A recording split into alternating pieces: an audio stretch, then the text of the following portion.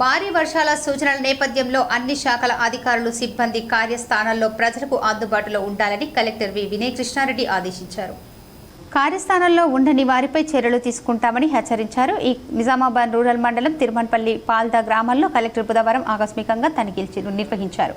తిరుమన్పల్లి రైతు వేదికను కలెక్టర్ సందర్శించగా వ్యవసాయ విస్తీర్ణ అధికారి ఏఈఓ అందుబాటులో లేకపోవడం పట్ల కలెక్టర్ అసహనం వ్యక్తం చేశారు.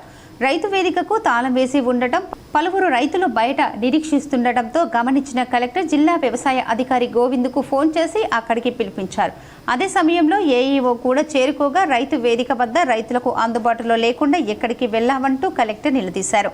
ప్రస్తుతం భారీ వర్షాల సూచన నేపథ్యంలో అధికారులు సిబ్బంది అందరూ కార్యస్థానాల్లో ఉండాలని స్పష్టమైన ఆదేశాలు ఇచ్చినప్పటికీ ఇందుకు ఇంత నిర్లక్ష్యమని కలెక్టర్ ఆగ్రహం వ్యక్తం చేశారు. అనంతరం కలెక్టర్ తిరుమన్పల్లి ప్రాథమిక ఆరోగ్య కేంద్రాన్ని తనిఖీ చేసి పనితీరును పరిశీలించారు.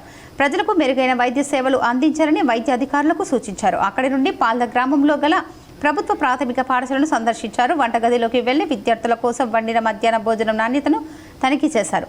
మెనూ ప్రకారం పౌష్టిక ఆహారం అందించాలని, మెనూ పక్కగా అమలు కావాలని నిర్వాహకులకు ఆదేశించారు. పాఠశాల ఆవరణలో ఇంకుడు గుంతలు నిరుపయోగంగా ఉండడాన్ని గమనించిన కలెక్టర్ దాని నిర్వహణకు చక్కబెట్టాలని ఏపీఓను ఆదేశించారు. నీటి సంరక్షణ కోసం అన్ని పాఠశాలలు, వసతి గృహాలు, ప్రభుత్వ కార్యాలయాల్లో నిర్మించిన సోక్ ఫీట్లను నిర్వహణ సజావుగా జరిగేలా, వాటి వల్ల భూగర్భ జలాలు వృద్ధి చెందేలా చొరవ చూపాలని కలెక్టర్ అధికారులకు హితవు పలికారు.